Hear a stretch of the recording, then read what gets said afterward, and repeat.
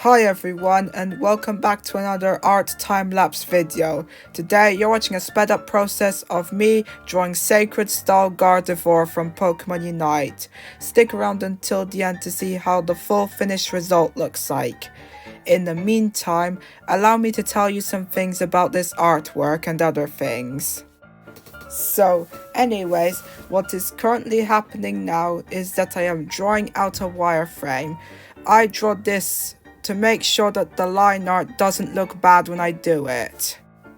So on this wireframe I tried to make everything look as centered as possible because I thought that some parts of the Gardevoir were off-centered, so I changed it. I tried to make it look as good as possible. And making everything centered would have been much harder if I didn't use layers. It's because I put things on separate layers on the wireframe to make everything easier to pose and fix. This means that nothing will be able to interfere with each other because it's on separate layers. So we're going to move on to the line art soon.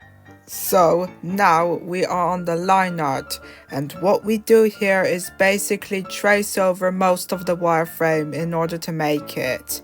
It's that simple.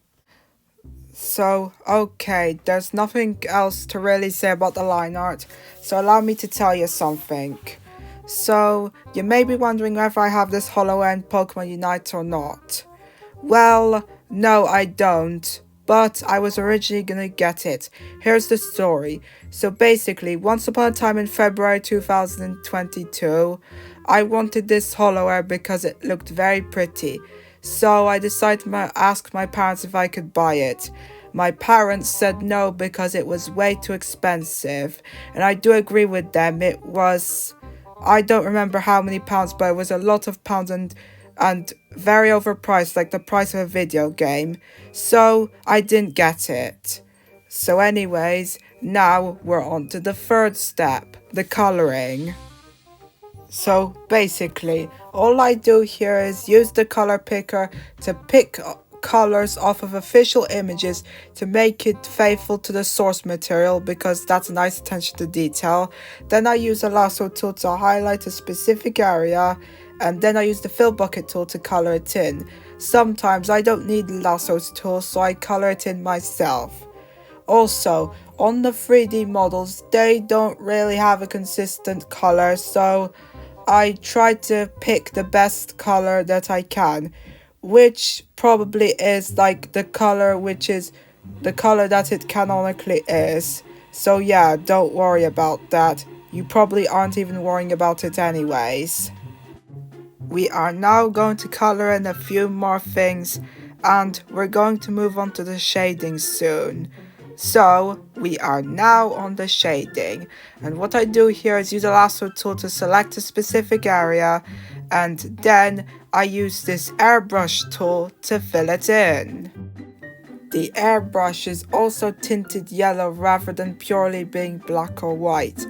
This is because I learned that if I tint the airbrush a specific color, it makes the artwork look more vivid and pretty, and it's a nice touch that is unnecessary, but it's good. So anyways, the reason why I chose yellow in particular is because the background will be yellow. I'm not going to provide any further details on the background, so yeah. Also, I want to make the pupils a consistent size, so I just did that with that blue circle. So anyways, there's nothing else that I need to say about the shading, so I just want to tell you why I decided to do some things with this artwork that I wanted to do. So what I'm going to talk about now is the pose. So allow me to explain why I chose the pose. So basically, this pose is similar to the Tea Party style Delphox fanart that I did back in February. But one of the major differences is that this Gardevoir isn't holding her hands together. They're just on her dress. Like you've seen like media where there's women putting their hands on their dress. It's just like that. I was considering putting her arms near her chest, but I decided against it. It's because of a reason that I don't want to tell you. Okay, and this is a Gardevoir artwork where she's facing towards you, but unlike the first one, her head isn't like looking away from you. It's looking towards you like the rest of her body. So yeah, now we're on to the background, and I'm gonna do a funky background. We're going to add these triangles in the color of her Sacred Style clothing, just like that. We're gonna add some extra details, and here's the finished result. That looks pretty elegant. So anyways, I hope you enjoyed this video. If you want to see more videos just like this one, then subscribe as more are coming out in the future. You can also follow me on Twitter or X, whatever it's called, to see these artworks before they are posted on YouTube and to see art exclusive to Twitter. Goodbye!